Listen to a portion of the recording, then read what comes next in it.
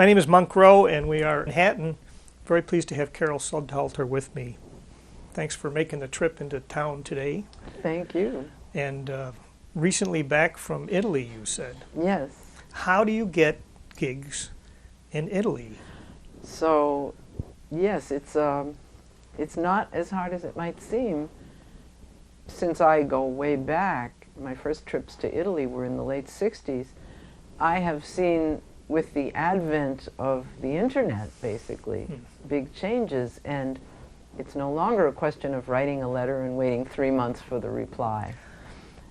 We can send an email, and what I do, I have a lot of friends, both in the music production aspect and just friends, musicians, and people who love music in Italy. So I just send a massive email to everyone I know who could possibly be interested in helping. And some people come back with, yes, I would have a gig for you at that time. Then do you have to try to string them together? I try to avoid zigzagging around the country if I can help it, but if I have to, I'll do that. Right. I buy basically a Eurail pass, and then I can take all the trains I want. That's neat. And I would assume you sort of have to be prepared to work with different levels of rhythm section and musical skill as well as personality. This is true. This is true. Personality-wise, no, I think pretty much I get along pretty well with. I think generally Americans and Italians on the social level, we appreciate each other tremendously, and we see their country as being very hospitable and very tasty food-wise and so forth, and they see us with our enthusiasm, and I think it's a great, not talking about governments or anything, but just on the personal level, I think it's a perfect match.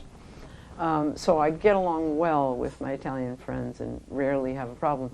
The levels of accomplishment, sometimes I might appreciate a drummer from New York more than a drummer from Italy because they have the experience of the Latin aspect, the salsa, the bossa novas, in a really more authentic way.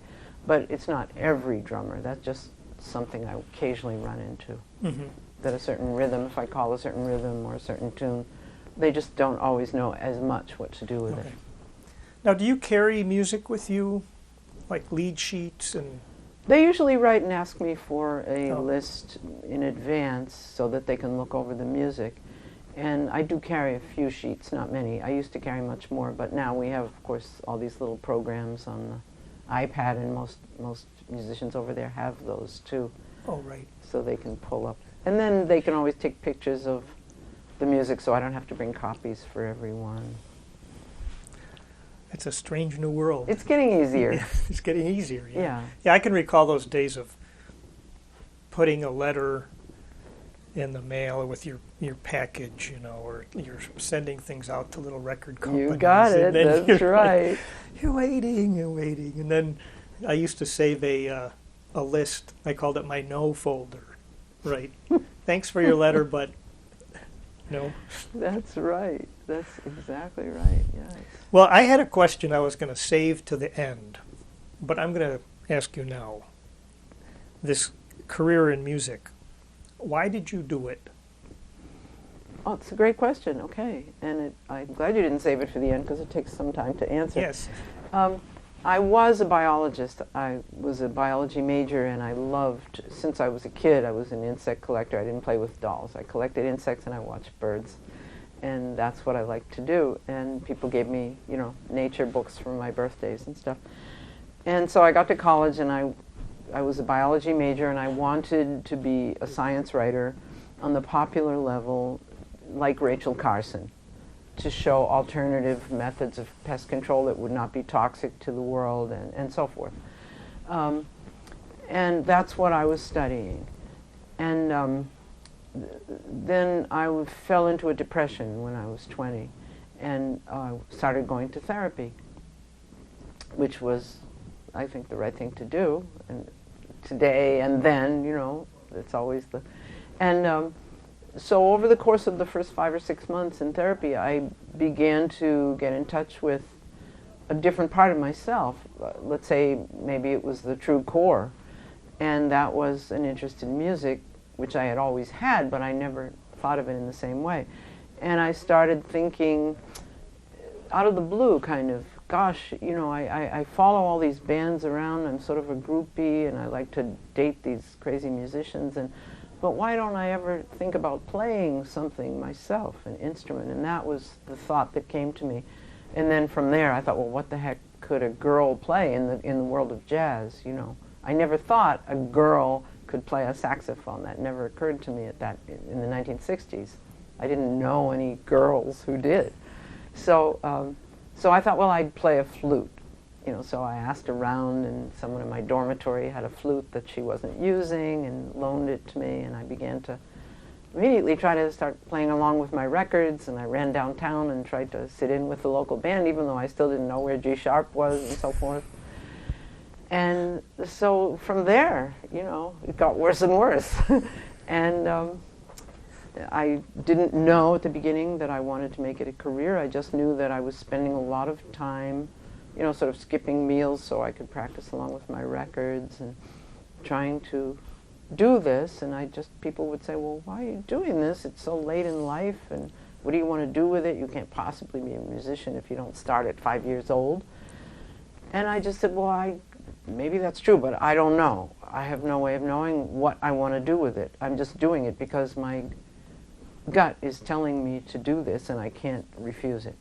Can I ask you what records you were playing along to? Oh, sure.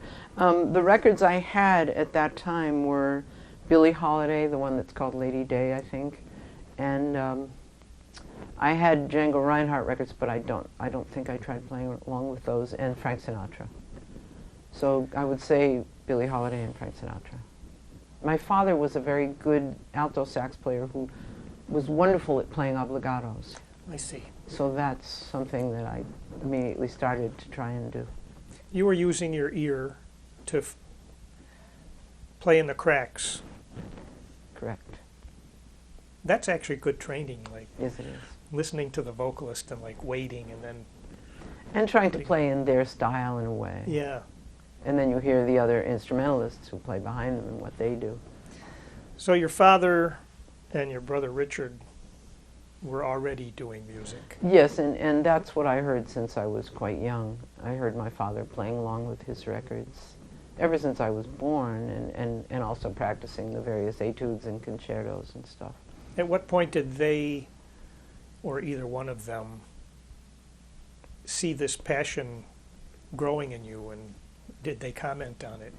Well, my father was appalled. He was absolutely aghast because my brother didn't care too much. I mean, he didn't mind too much. One way or the other, I don't think he took a huge interest in my life, really. He was pretty involved in his own thing. But my father had really, I mean, when he was a young sax player in Boston, he used to play these gigs, and he would go and play at Smith College and all these society places, and he said, well, if I ever have a daughter, this is the cat's pajamas, this is where it's at. If I ever have a daughter, she should go here. So he began...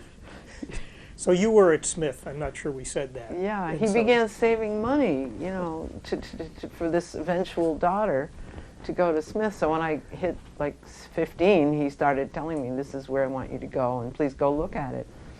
And I did, and I couldn't tell whether, what it was. I couldn't really perceive anything just from looking for overnight. And so I said, well, okay, and I sort of really wanted to go to Oberlin, because that's where my brother went, but I said, okay, I got into Smith, so I went there.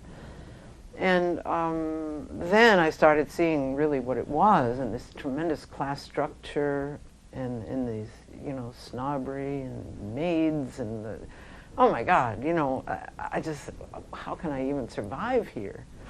It was just so unlike anything that I ever knew or wanted.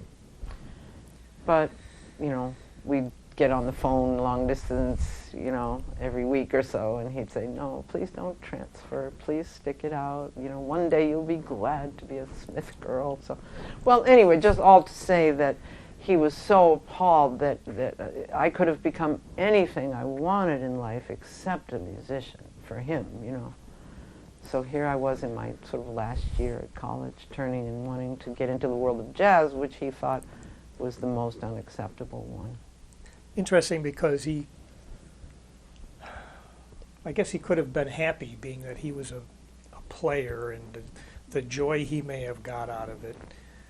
But instead, at the same time, he had seen the realities of being a performer. And he had terrible memories of things like going on a cruise and seeing the way musicians treated women and that kind of thing. He thought of all the worst things, not the satisfaction. Okay. So I guess that had to do with how people feel about their daughters or something, So it was terribly hard for me because I just hated disappointing him, but I knew I had to do it. And my therapist actually was quite encouraging. So that was a nice thing. I've heard that sentiment stated in a similar fashion before, that if you're going to go into the music world, and especially jazz, you better have to do it. If it's just a passing fancy, then it wouldn't work. No. And I was willing to do a series of part-time jobs. We were talking about transcribing. I spent many years as a medical transcriber. Anything that, I tried full-time work, but I just wasn't able to get any practicing in. So I went to, part-time jobs that didn't take a whole lot of concentration. I like transcribing. I'm good at it. And because I'm good with language and different other kinds of jobs like that, and odds and ends of translating as well, and editing and stuff. Did you have circumstances where you went to sit in with groups and were sort of looked like, oh, really? Definitely. You want to play with us? Oh, definitely. Oh, my God. Yeah. People, I remember the first time I went to Israel, that was sort of 1965, and I walked into a club and I said, "Can I sit in?" And they said, "Well, what kind of music do you play?" I mean, why would I even be there if I weren't playing their style of music? That's so silly. And they were very snobby about it, and it happened many times in the 60s, many times. I mean, people just didn't, and then they felt too that they had to sort of make a pass at you if you were there playing in a band or sitting in. It wasn't like, we'll talk shop with you and we'll, support you. It had to be that kind of... That dynamic was almost expected or something. Yeah, and I did see that change over the decades. I mean, I'm not saying it's perfect today, but I did see a change in that. And of course now, I mean, nobody would make a pass at me, even if I wanted them to. I mean, I'm a band leader, and nobody touches that. It's the funniest thing, You're the person with the paycheck. I guess. I guess. I guess that's it. I mean, they won't even make a comment, and it's not just now. Well, I'm in my 70s now, so I don't expect a lot, but in my 60s and my 50s, when I was still sort of rather attractive, I already noticed that when you're the leader in New York, it's just not part of the ethic. They don't make those comments or say, "You're looking hot," or whatever they might. I see. It just doesn't happen. Were there role models for you, man or woman, coming up? Yes, there were, and that was a great big factor for me. What happened was that in the subsequent decade, that is when I was 32, my father died, and I decided sort of the next day, if not right at the funeral, that now I'm going to also play the saxophone. And I got hold of a sax. It wasn't his at the time, but I started practicing, but I didn't think of joining a band until I heard, her name is Lisa Brown. She was a alto sax player who was playing around in Boston in some different Latin bands, and I went to see her.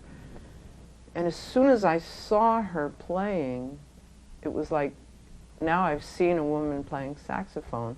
Now I'm going to go join a band. And then I got into my first band, which was a Latin band. And yeah, it really was very important to me. Was So- it a tenor you started out on? Or? I did. I started on tenor. Mhm. Yeah. I'm pretty sure I started on tenor. Mostly taught yourself? No, I started taking lessons. Oh, okay. Yeah. Yeah. Yeah, I'm trying to think. I know one of the big teachers I had, but this was a little bit later. I'm trying to think who I studied with in Boston, because I know there was someone. Maybe I'll think of that later. But I went to Eddie Bearfield in New York. He was wonderful. And then I went to Big Nick Nicholas. And I went to him because of the colors he got out of the tenor. You know, the beautiful nuances and colors, and especially when he played like Strayhorn tunes. And I wanted to get an idea about that. And it was very interesting, the lessons with him, because he was very insistent on learning the lyrics to songs before you played them.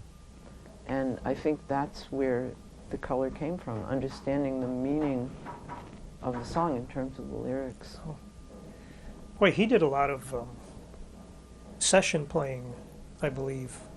Rock and roll and just about everything that came along, right? Big Nick was amazing that Yeah. way. Yeah, I mean, you can hear him in big bands, and when he would do the Jazzmobile, he would take any popular song like Hot, Hot, Hot or something like that and make it into a beautiful jazz tune, and he was always sort of dancing while he played, and then he'd sing. And That's right. He was just written up in the New York Times a few months ago, because I think he passed away not that long ago or something. no, it's been quite a long okay. time. Well, it must have been an anniversary or It something. must have but- been. Yeah. Okay. So you're on your way to becoming a musician, and And I had classical flute teachers. okay. I sort of made up my own style of jazz on flute. I knew what I wanted, and I found that Yeah. it's sort of it was a very percussive style for a long time. And I listened to sort of Harold McNair, Jeremy Steig, Frank West, just, you know, everybody I could get my hands Yeah. on. Was getting gigs for you more about finding them yourself rather than being called as a side person? I would say yes, finding them myself. And what you're saying is exactly right. I mean, I don't think, as I remember it, I didn't get called as a side person for many years forming my own groups and being leader and playing Mm-hmm. as leader of quartet or big band or whatever. Then after many years and then getting established, then people would call me as a side person. It really didn't happen at first. Did you have a particular style of jazz that you pursued? Were you going to be a bebopper, or is that too simplistic? I wish I were a bebopper. I really don't have the language, you know, the way some people do. There might be hints of it in my playing, but my in one book, Royal Stokes' book, he put me in the chapter Keepers of the Flame. I guess that a lot of people find elements of Lester Young, Coleman Hawkins in my playing on tenor. Mm-hmm. And one of my super favorites is Lucky Thompson. So, Okay. even though they're all so great, Yes. all the tenor players. Are so You can great. get something from just about everybody, right? Yeah. And then on flute, I kind of always drifted a lot toward the Latin, you know, the percussive, pungent sort of style. But I love playing obligatos too, and ballads in almost any era, I guess. I like to play the really, really old tunes too, 30s tunes, in a humorous way. And And then on baritone, I mean, I lean towards seeing it as a very lyrical, melodic instrument rather than the punching out those. I like doing that too, but honking out the notes. But for some reason, I just find it a very or the was it Nick Brignola? Oh, yeah. Who like he could play bop on the baritone like he was playing an alto. Just like it was nothing. Yeah, Nick and Pepper. Oh my God, they're just so marvelous. I would love to, but that's not within my reach. I just something I can't do. How do you mentioned you have a lot of students. Have you ever had a student that seemed to have an innate ability to improvise and find cool things, and you felt loath to mess with them? You mean to change what they're doing? Yes. Ah, what a great question. Oh my God, that's such a deep question. Well, I've had one or two over the years. I guess you must have to say that. And the funny thing is that I could tell they didn't, quote, from a theoretical standpoint, know what they were doing. That sounds like that's a downer, but it's not. No, it's not. Like, I wish I could do that. No, I hear you. And so I'm thinking to myself, well, do I try to like get this person more hip to the chords and the note choices, or should I just like don't mess with it? Yeah, you don't know what your role is, I know. Well, I have 3 students right now who are super interesting, and one is exactly like that. He's a kid that, I mean, he doesn't really even know if I put a piece in front of him, is this in the category of classical or jazz? He doesn't know anything about terms or theory, or he can just barely know what key he's in or something. But when I put on a blues on the speaker with an I-reel background, or a Watermelon Man or whatever, he will just make the most wonderful choices of notes and phrasing and pauses, exactly the right pauses that all beginners forget to do, leave that space. He does all that. And he comes out with the most amazing things. And it's, I know that his grandfather was a jazz musician, but I don't know whether he ever heard him, but I mean, there's something there in the family line. Mm-hmm. And so, yeah, I think to myself, well, I can't approach him the way I can some other. It's probably not going to do him any good to try to get him to play someone else's solo, or try to get him to play, understand what the notes of the chords are, At the most, I might just show him a blues scale or something like that and just point out that he is already using those notes, Yeah. But just to help him know the name of what it is. But yeah, it's a very, very delicate question. And years ago, I had a very deep experience in that category, not so much with the improvising, but with messing with what's already happening. A gentleman brought me his son, who was probably about 7 or 8, and he said, I want you to give him, piano lessons. He's never had a lesson. And he played straight through some very, very difficult piece, a sonata or a concerto, something, I don't remember what it was, either Mozart or Beethoven or something, straight through. And of course there were lots of mistakes in the rhythm and stuff because he had just learned it, maybe from his father rather than from listening to record. Mm-hmm. But he had incredible technique, incredible ear and memory, And then I really hadn't been teaching so long at that time. Now it's going on 50 years, I think. But so I took him back to a beginner book to help him count and read. And I think it was just a completely wrong thing to do. I should have just left him right where he was, because I think he felt it as an insult. And his father came to me and said he's starting to have nightmares about the piano. And so then they dropped the lessons, and I realized that I had interfered with a connection that was so intimate for him, with his instrument, that I never did that again. Yeah, boy, that's a learning experience. Mm-hmm. And well, anyway, now I have two other kids. One is learning very quickly. He can read anything. He's about probably 12, I guess. Can read anything I put in front of him flawlessly, and he's learning Charlie Parker solos perfectly. And then a second kid who's doing something very similar, and they're both showing a lot of talent. But I can work with their improv. You know, if I make a comment about chords like the first one, he understands 2-5-1 progressions, and he understands when he's not on that, and he hears it. And so that's going well. And when mom and dad come to you and say, what do you think about my son or daughter making a career in music? Do you have what do you tell them? Well, so far, I mean, I don't think any of these people are really thinking that at this point. Okay. I think they look at it like with sports, you know, like something's going to help them get into college. Or I don't know, but I mean, if they said it, or if they do occasionally say it to me, or if the kid says it, then I try to just explain to them, you know, that it's not easy, and if they want a lot of money, they shouldn't do it. You know. Right. Don't do it. That's a bit of an oxymoron. I'm going to go into jazz to make money. Yeah, I mean, if you're a person who needs a lot of money to live comfortably, then you should not, I think, be a jazz musician. And that if they do want to make a lot of money as a musician, basically the way that I know to do it is to play a Broadway show. So you have to be a good doubler. Right.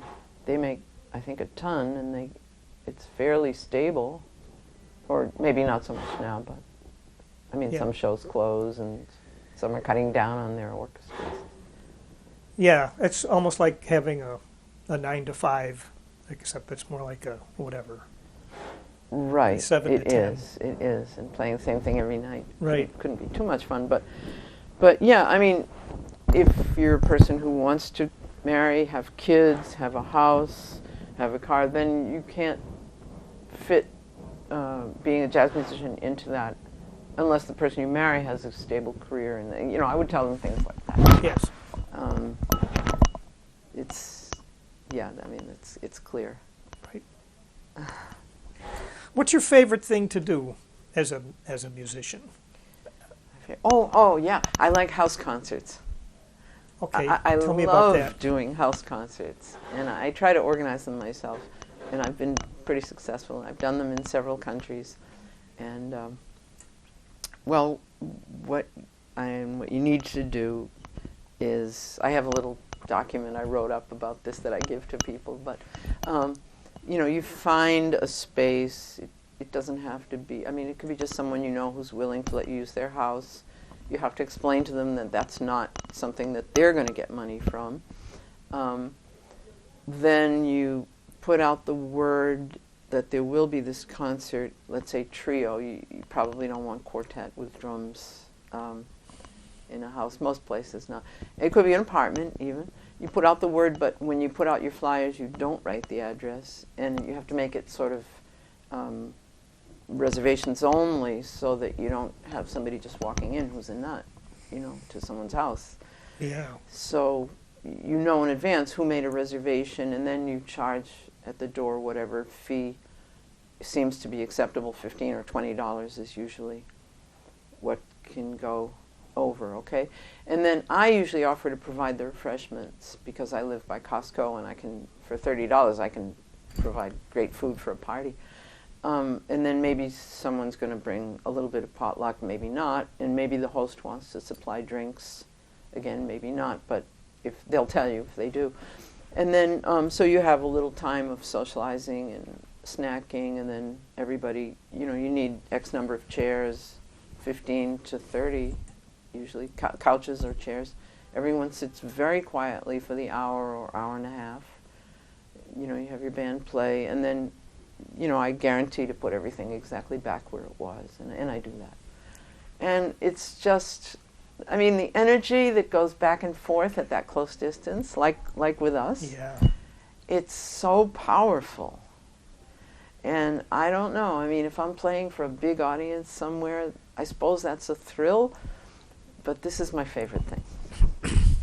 I know exactly what you mean. I think having people close to you in small numbers is much more challenging or something, because you can where are you going to look when you play? Like, they're right there. You're going to look at this person. If you're in a big hall, you kind of just look anywhere. That's right, anywhere. And you're just like breathing each other's energy. Sometimes I almost can't believe the notes that come out in those circumstances. I can't, did I just play that? I've never played that before. Or, that kind of thing. So that's my favorite. It makes me think of the anecdote you told me about going to Hamilton College and participating in what you think was a Bach piece, and that you said it affected you so much that you couldn't even speak. I really had trouble talking for a couple of days. I think that says a lot about your level of empathy with music, I guess. I hope so. I criticize myself because I have a terrible, most of my friends who are musicians, everyone in Italy, but also most of my friends here, remember every album they've listened to, the name, the cuts, who played on them. They've got it all cataloged, what they read, the books they read on jazz. Everything goes in my mind and out. I have so little retention that I think, does this mean I'm too superficial about music? But it's just, I hope that what you're saying is the greater truth. Okay. Do you notice in your students, sort of from the get-go, like this student has something that's going to make improvising easier for them? In their personality? Yes. That's a great question, too. Oh, my God.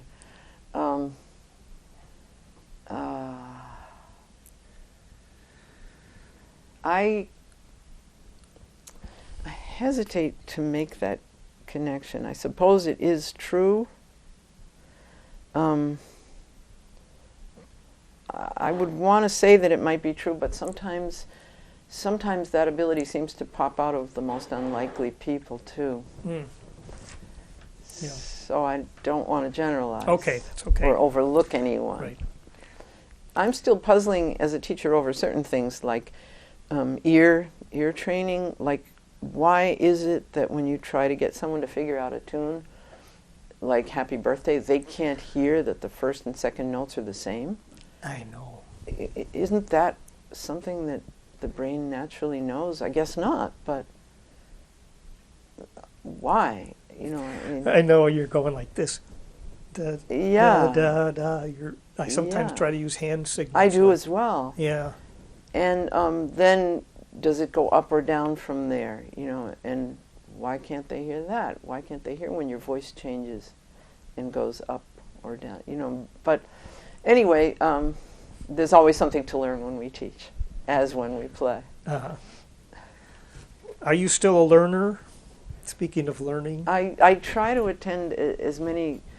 Whenever I hear of a master class, I try to go. I recently attended one on clarinet. I can't remember the names of the two players. They were both great, and it was like half and half the day and half the day, with these two amazing clarinetists teaching different students. And I try to learn, watch videos, go to master classes, whatever I have time for. Go listen to players, and I think that we always keep learning. Yeah, definitely. And plus, I've never learned to arrange, and that's something I still want to do. So, okay. I have a big band. I guess you know that, or maybe you don't. But it's not my arrangements. Only one is something I arranged. But we've had the band since 1986, and I'm the bari player, of course. And we get grants to perform, and we have writers that write for us, and the biggest part of our library is by Charlie Camilleri, who's now gone, passed away, but he was, he wrote, I would say, over 40 or 50 arrangements for us. And what's it like trying to organize and get a gig for a big band? Well, when you have a grant, it's pretty easy. Other than Oh, that, okay. it's just about impossible. Most of the big bands around town, they work for $10, $15, and I just can't ask people to do that. Isn't that tough? I don't feel I good just about was it. noticing someone's group is at Birdland tonight at a Burger, David Burger maybe. Oh, yes, I did see that, yeah. Yeah. And I often wonder, well, how does that work? How do you pay all those people to, they mostly do it like it's an off night and, You know, I mean, especially if, you know, the most, I think the most offers that come in for big band are to play the old, you know, nostalgic kind of repertoire, and to pay people $10 to do that, it's really insulting. And I mean, I guess that David Berger, probably people are going because the arrangements are worth playing. okay. Almost any jazz musician will do a rehearsal band. We have lots of rehearsal bands in New York City. If you go up to the Union on 48th Street, any time of any day, just walk in and you'll hear some band rehearsing with beautiful arrangements, some big band. And usually the leader has written all the arrangements. And people say, sure, I'll make it, because they want to play that new music. And I belong to one that rehearses on Wednesday nights at the Union. It's been going for 15, 20 years. And the leader's a dentist who plays trumpet. He doesn't write the arrangements, but he has massive drawers full of Mm-hmm. collections of every arranger you could imagine. And then people can bring their own as well. In the classical world, it's not like that. I mean, if you have a trio or a quartet rehearsing and you call people and say, can you make our rehearsal? They, well, how much are you going to pay me? But in the jazz world, it seems that people really will do this for free, just for the sake of playing some good arrangements. And I would guess that David Berger's situation tonight might be the same, or maybe he's paying well with a grant, I don't know. But probably not. The opportunity to play at Birdland, and then the opportunity to play something that's really quality. Yeah. Or maybe he has his students playing, who knows. You know, I think he teaches at a major, even Manhattan school or something. Right. Juilliard. Why do you suppose that is with the classical people? That They're just used to a different thing. I don't know. But I've had certain pieces that we needed to play in the big band that needed a violin or a cello or something Mhm. as an adjunct, and they were very rigid. I guess, they go more by the union rules and so forth. Yeah. Probably. Okay, so when you're leading your own group and you have a gig or gigs coming up and you're rehearsing or even on the gig, what kind of thing would cause you to tell one of your band members to, please don't do that? I do have one. Yeah. I mean, he will just walk out onto the stage and set up anytime he feels like it, even though the audience is sitting there and the curtain should be closed. And I try, but he's got a funny personality. So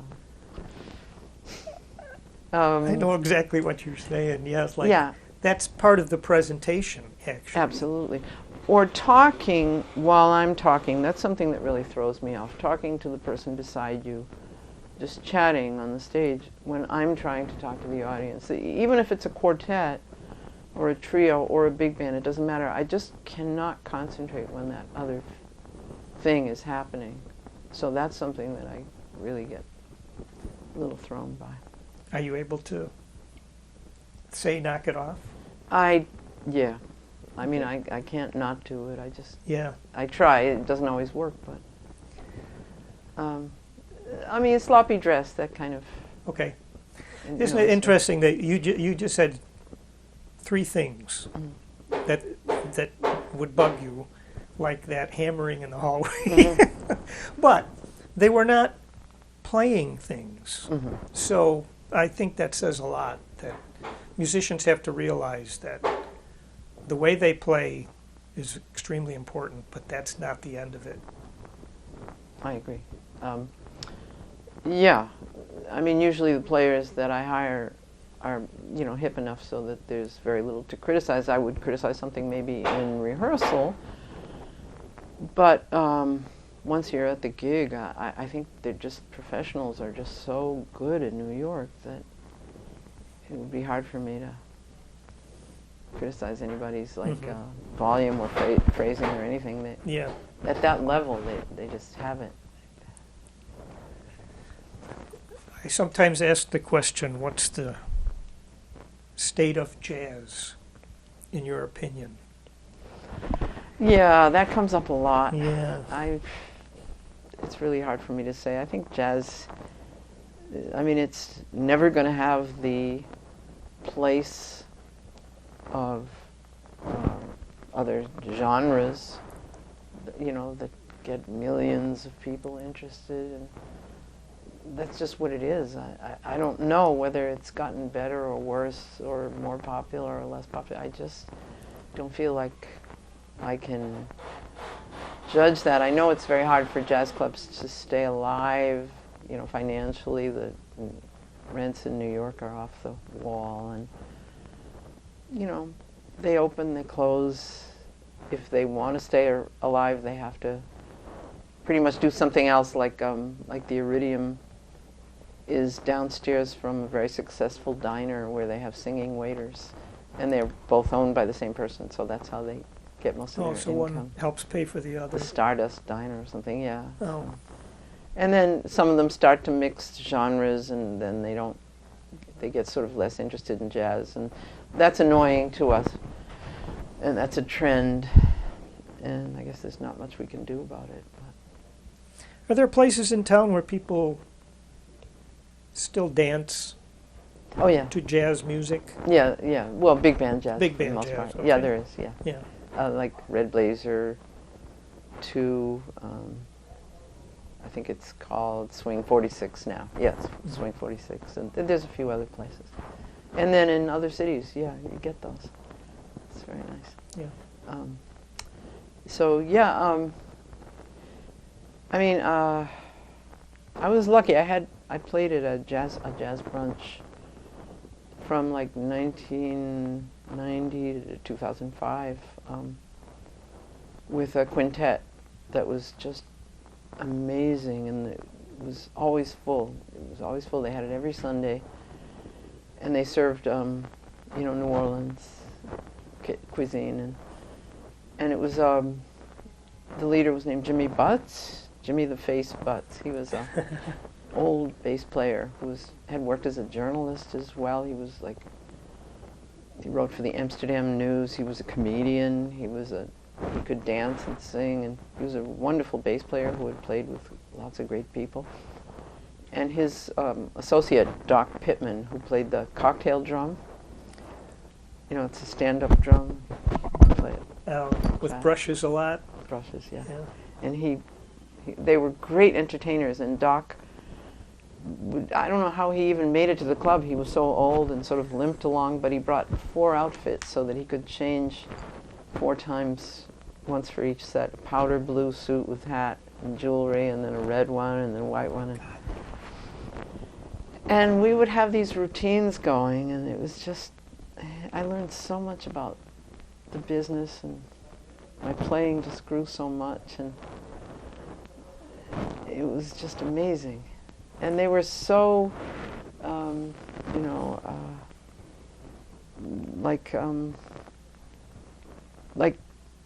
like if I even leaned my elbow on the piano while I was on stage, Jimmy would say, "Get your elbow off the piano. What is that?" Just the proper demeanor and the proper entertainment, which goes back to our discussion about not just being a musician. I had to, if I came in a dress, wear your nylon stockings. They weren't afraid to point that out. Absolutely. And once I got off the stage because I was dizzy, and Doc screamed his head off at me. Because you were what? I was dizzy or something. Oh. He said, "This is entertainment. There's no such thing as not feeling well, it just doesn't happen." And that's the standard he applied to himself. That's how he did it. You have to look him up, you know, Jimmy Butts and Doc Pittman. I mean, they were just amazing, and the way they would fight like two, you know, like an old couple or something, and not speak to each other, and they were just amazing. So I got a lot of training there. Things you can't learn in college. Oh, definitely not. It was called the Cajun Restaurant, and I still have like some videos on those old, you know, the cassettes, video cassettes. Oh yeah. That we made.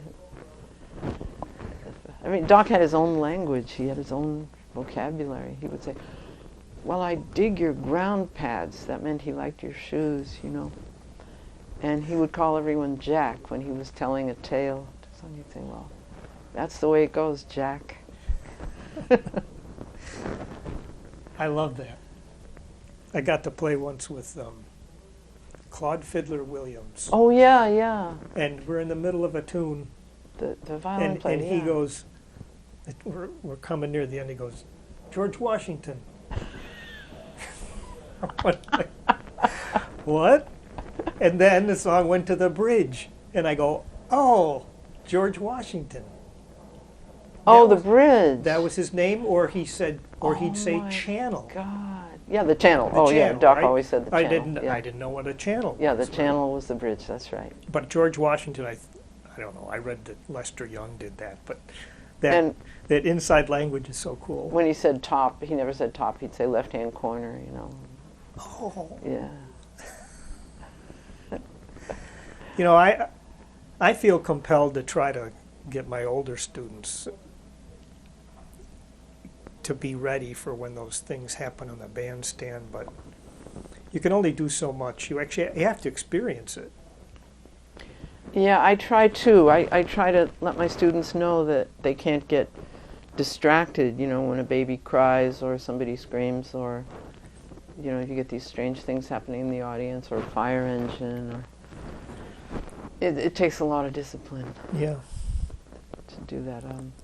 In Italy, of course, we play in the village squares a lot in the summer, and at, you know, 9 or 10 o'clock sharp, right in the middle of a tune, the bong, bong, you know, from the steeple. Try to work that into your solo, right? Sometimes nature takes care of it, and it just fits right in, you know. Wow. So back briefly to the women in jazz. In the 70s, there was some women jazz festivals and so There forth. were, yeah. A concerted effort to sort of level the playing field a little bit. Did you participate? absolutely, yes. And I have to say that if you're not familiar with this person, one of the great people to spearhead that was Kobe Narita, Narita. And her real, I guess her real full title is Nobuko Kobe Narita. And she's in Wikipedia, so, I mean, she's covered a lot on the internet, but, I mean, she's still alive, but she has Parkinson's, she doesn't do as much now, but, I mean, she would organize these jazz festivals and get hold of a club and then hold, you know, all these concerts of women in jazz and do huge, beautiful publicity, great flyers with blown-up shots of, you know, you had to give her a blown-up shot with you playing with the horn really prominent, and she really just knew the whole business, all the angles and what to do, how to promote, and always keeping up with who were the players coming up on the scene, the women, and making sure to fit them in, and the older players. And what she did was just incomparable. Yeah, I used to get emails, I think, of the events, and I always meant to try to hook up with her. Oh, so you did, yeah. Wasn't her husband Paul Ash. Paul That Ash. was not her first husband, but Okay. yeah, they were married later in life. Yeah. Yeah. And he helped provide some venues and so forth, a lot of support and donations and so forth. But she, you know, she had a really fascinating background because she, when she was 13 or 14, I think she was put into one of those internment camps? internment camps for Japanese here in this country. And even then, she was, within the camp, she was organizing people into bands, so sort of tells you something. The Jazz Angel. Yeah. Wow. So I did. I got to play, and at some point I had an all-women band, and Yes. Because I'm getting a little bit of sound from the mic okay. rubbing against your. Oh, okay. Sorry about that. We'll pause. Do we need to repeat anything, or was it? It just sometimes they rub on the Yeah, material if they sometimes, get. and I hear it. There's like a little clicking. Okay, that should. Okay, thank you.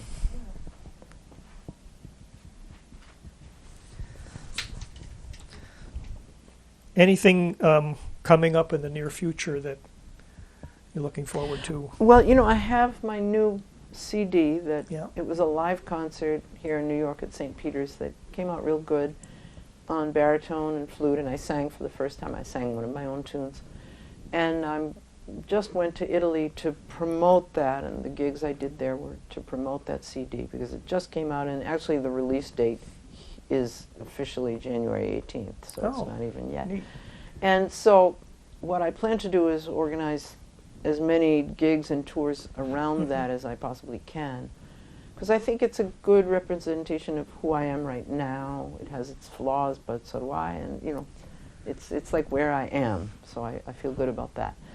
And so I can't say exactly right now. I mean, I lead a jam session at Flushing Town Hall once a month on Wednesdays, and I have a very good rhythm section there, and I get to do a lot of playing. We play before we start inviting people up. We play a few tunes, and that's a stable thing. But and I work pretty regularly at Cleopatra's Needle, that's uptown. So I'm going to be trying to organize some concerts at some of the clubs. There's a pianist and organ player from Italy, Carlo Barile, who's got a new album of his Manhattan Suite. It's a jazz suite about Manhattan. He's going to be coming over here, so I'm going to try and work out some clubs for us together, maybe Fat Cat. I'm going to approach Mesro and see, because he's a very high quality player and we want to do this together. So I hope that this year will be, I think it probably will be a fruitful year. Is that like get on the phone, call this club, or do you have is there a more up-to-date way that? Well, I know that you're supposed to have an e-press kit, which I really don't. And it would be nice to have an agent, which I don't. But I think that the steps that probably for me seem very important to take are, one, sticking your nose in the clubs from time to time, just be on the scene, which I don't do enough probably, but I know that it's very important. Maybe sit in, maybe not, but just go say hello to people. Then, of course, contact the clubs either by phone or email and drop your CD and present in some way a sheet of paper that explains your project. And then be willing to go through that awful, humiliating process of calling back and calling back and calling back. And all those things count for a lot. Do the clubs in New York generally have a standard rate that they would pay for a group?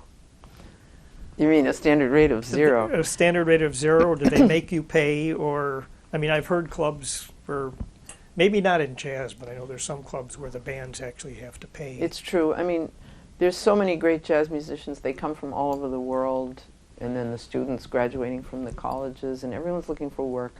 And the clubs really do know that they have a free meal. So they tend not to pay union scale. There may be one that does, I don't know. And some will just pay you what they get at the door, or only a % of that. I recently had a club ask me to run the Sunday afternoon shows and hire the bands and be the guest artist, and that's a fairly heavy responsibility. And when I asked about what my fee would be, or how much could I pay the bands, that was my first question. They said, well, whatever comes in at the door, we give 70% of the door. So that put me in the position of being one of them. You know, I'm supposed to call bands and then ask them to play and give them this great opportunity and then say, but you only get... We don't even know what you're going to get. But That's right. And then I asked what my fee would be for doing this, and he said, oh, well, we'll give you a percent of their percent. So that made it even more exploitative.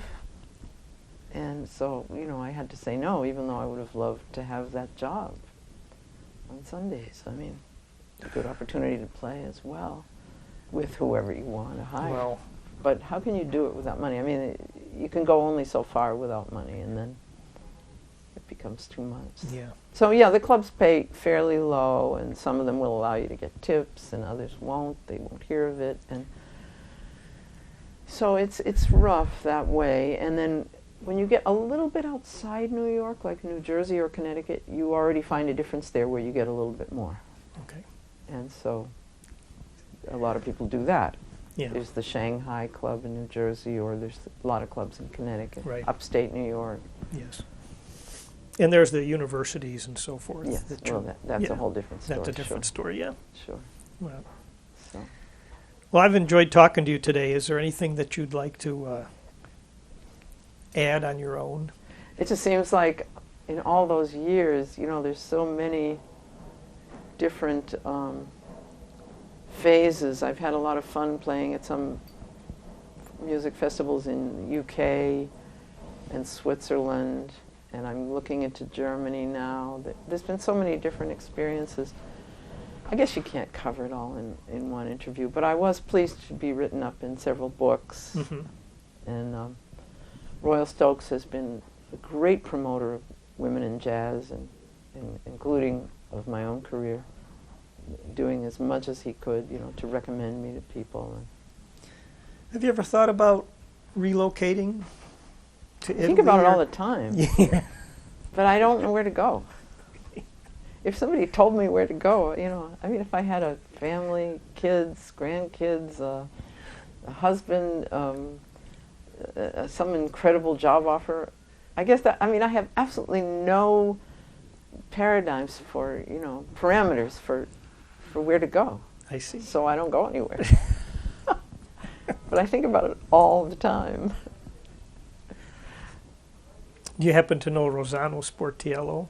Oh, sure. Yeah, okay. Yeah, I love him. He's Yeah. just a fabulous guy. Right. And he's a great player. But certainly more jazz players come here Oh, sure. than go Sure. elsewhere. And then we go for tours for elsewhere. tours, yeah. But sure, this city attracts players from everywhere. And Rossano I met actually in Ascona, Switzerland, where he was playing. And I was in the press office. I was doing a little bit of, I had a little newspaper column, and I wrote about the different acts. And then I sat in and played a little bit, but he was playing there. That's where I first met him. Yeah. Well, it's been a pleasure, Carol, For me too. Thank you very much. so much. and I hope to hear you play soon. Well, I hope so. Okay. Thanks.